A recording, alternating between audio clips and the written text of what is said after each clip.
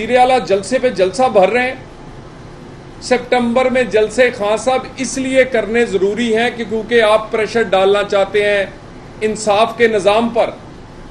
तोशा खाने की सज़ा आपको नज़र आ रही है, वो आपके करतूत हैं। तोशा खाना में आप लोगों को अगर तफसीलात पता चल जाए तो लोगों की आंखें खुली रह जाएं। आपने तो छोड़ा ही कुछ नहीं। शहजादे की करोड़ों की घड़ी तो चले एक साइड पर, टी सेट जिसमें चाय पीते हैं 3500 रुपए का आपने खरीदा है। इतना सस्ता टी सेट पूरे दुनिया में मौजूद नहीं जो कि आपने किसी हुक्मरान का दिया हुआ 3500 का टी सेट नहीं छोड़ा। आईफोन का मोबाइल आम आदमी के लिए 3 लाख का, आपने इसकी कीमत लगाई है 35,000 और 35,000 में से आपने जमा करवाया 15,000। 15,000 का आप आईफोन लेकर उड़ गए।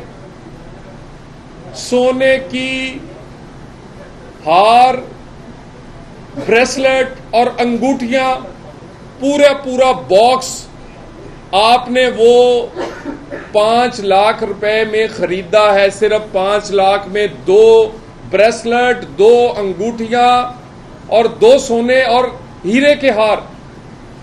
आपने तो इतनी शर्म नहीं की कि टिश्यू पेपर बॉक्स और गुलदान वो भी किसी ने तोहफे में दिया तो आपने अपने पास रख लिया। चले रख लिया आपने, लेकिन आपने अपने असासों में शो नहीं किया। एक धेला भी अगर कोई ना शो करे तो वो नाहिल होता है। नवाज शरीफ जैसा तो अगर उसने तनख्वाह ना भी ली हो और बेटे से ना ली हो, किसी शहजादे की घड़ी नहीं थी, कोई तोहफे का टी सेट या हार नहीं था, बेटे से तनख्वाह नहीं ली थी तो नाहिल हो गया। आप तो ले चुके हैं। आप सितंबर में जलसे तोशा खाना केस मुकदमे की सजा से बचने के लिए कर रहे हैं। आप शहबाज गिल जिससे आपने बगावत का ऐलान करवाया, उस बगावत के मुकदमे पर प्रेशर डालने के लिए आप ये जलसे कर रहे हैं।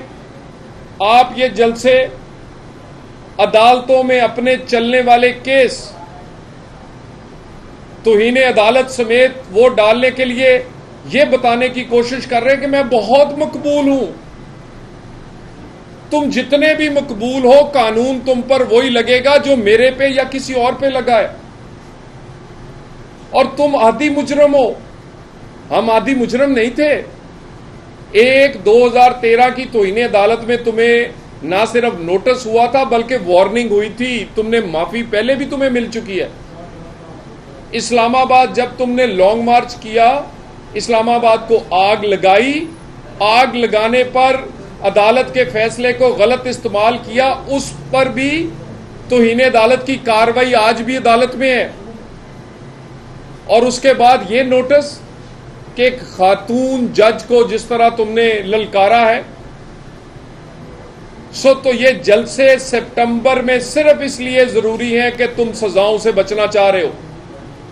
और मकबूलियत का ड्रामा जो है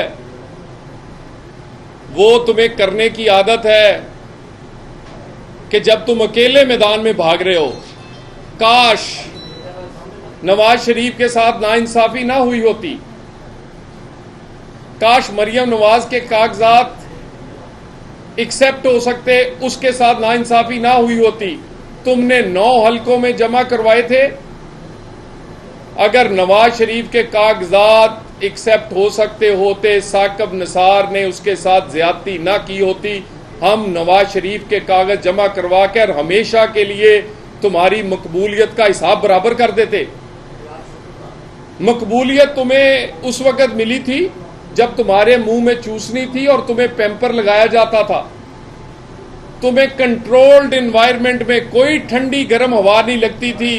तुम्हें बंदे तोड़ तोड़ के दिए जाते थे और तुम्हें एक खास किस्म का माहौल पैदा किया जाता था।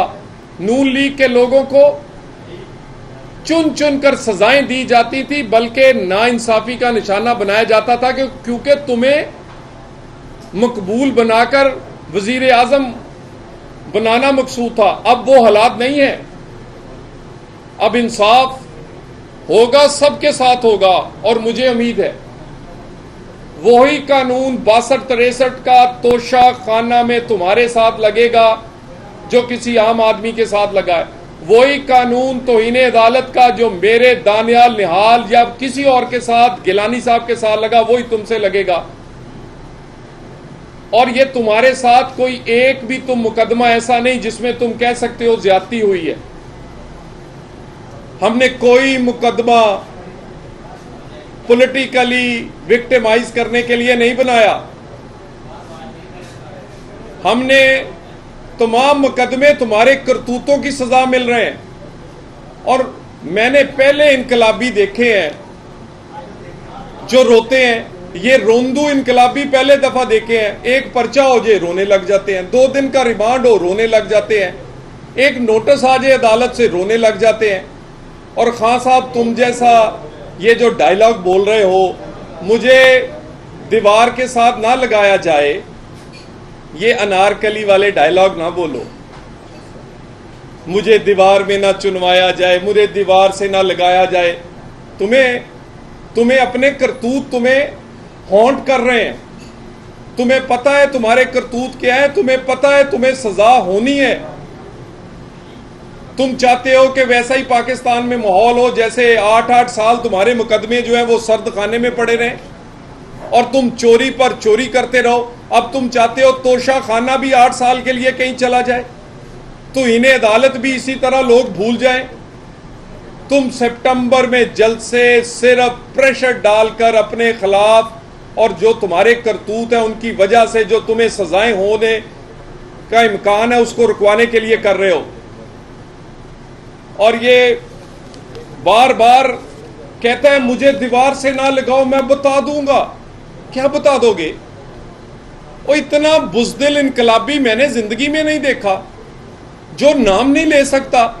कभी XYZ, कभी तुम कुछ कहते हो। तुमने पूरी ABC पढ़ दी है, नाम लेने की तुम्हारी हिम्मत नहीं पड़ रही। इनकलाब लाने वाले डरा नहीं करते। इनकलाब लाने वाले जेलों से, काल कोठरियों से, मुकदमों से, नाम लेने से घबराते नहीं है। तुम क्या हो इतना बुज़दिल कि लोगों को सड़कों पे निकाल के आप पेशावर छुप गए थे। लोगों के बच्चों को तुम कहते हो कि चौकों चौराहों में इकट्ठे हो आप, तुम AC वाली कमरे से बैठे नहीं निकलते, कभी जमानतों के पीछे छुपते हो। और तुम्हारे पास हर बात का एक जवाब है, मैं मकबूल बहुत हूं, मैं हैंडसम बहुत हूं। तुम जैसे बड़े मकबूल इस पाकिस्तान में आए और तुम इतने मकबूल नहीं हो जितने पाकिस्तान में भुट्टो या नवाज शरीफ रह हैं। तुमने तो मकबूलियत का ये ढोंग रचाया हुआ है सिर्फ सजाओं से बचने के लिए।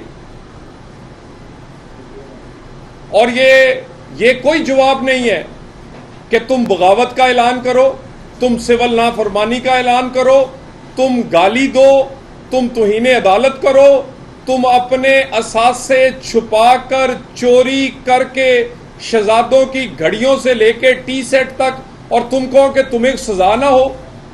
तुम्हारे तो कागज पता नहीं कैसे एक्सेप्ट हो गए।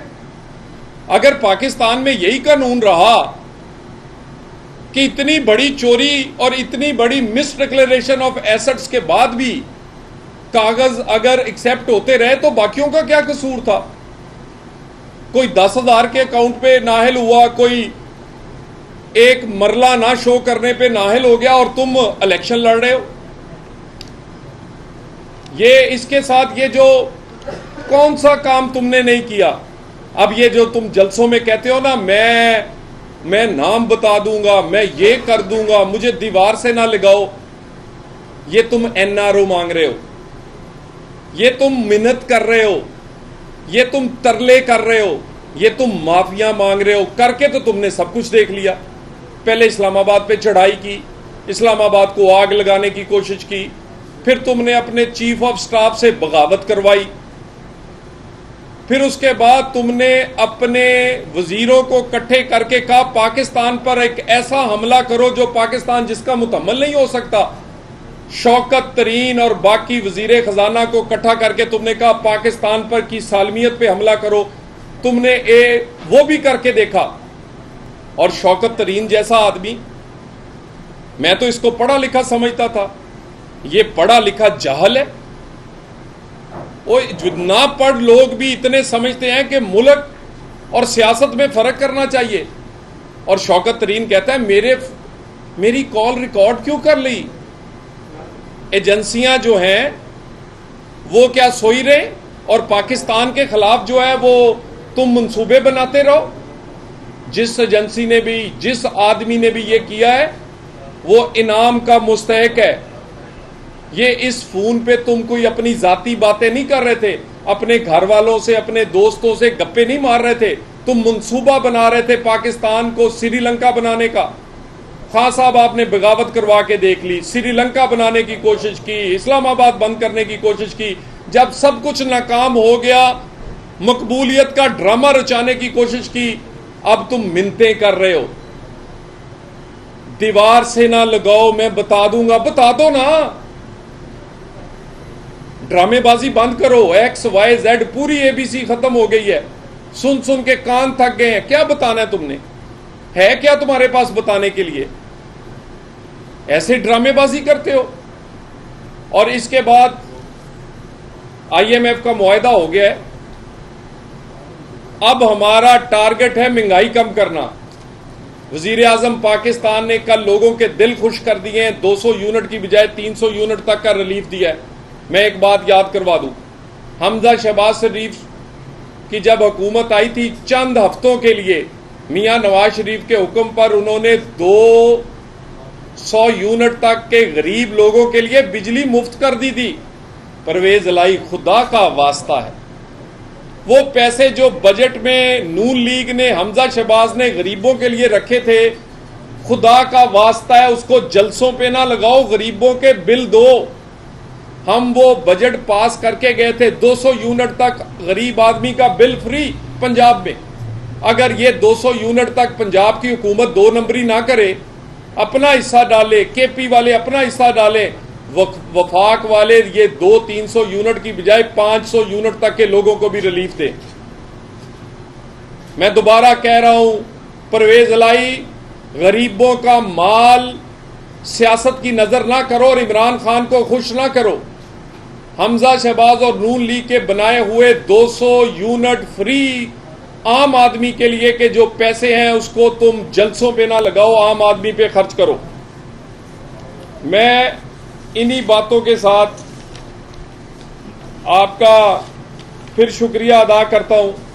Thank you very much. कोई सवाल है तो मैं ये बताइएगा, यहाँ पर जो 108 में सवाल होने जा रहे हैं, तो आप इलेक्शन लड़ने की बजाय शहबाज शरीफ को तनकीद का निशाना बनाइएगा।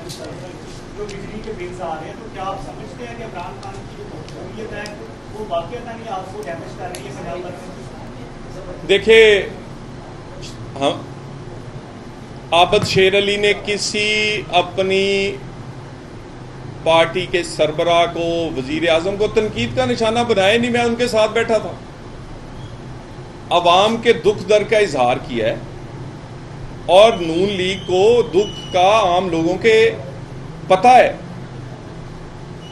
इसीलिए 200 यूनिट से बात 300 यूनिट पे चली गई है, क्योंकि लोगों ने आवाज उठाई है। इमरान खान तो स्वाए इक्तदार मुझे बचाओ कर रहे हैं। उन्होंने तो एक दिन नहीं कहा कि वो जब इक्तदार में थे तो उन्होंने क्या किया था, जब वो आएंगे तो क्या करेंगे, कोई मंसूबा नहीं। आम आदमी की आवाज इस वक्त नून लीग ही है।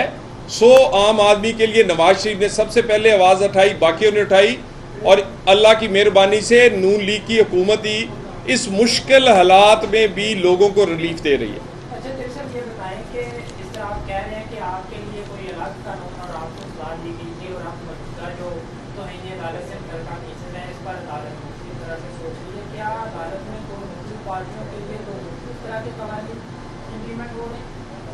देखिए, गुजारिश ये है कि कानून तो सबके लिए एक होना चाहिए, मगर जब मुकदमात का लोग कंपैरिजन करते हैं तो पता चलता है कि कोई सुतीले हैं और कोई लाडले हैं।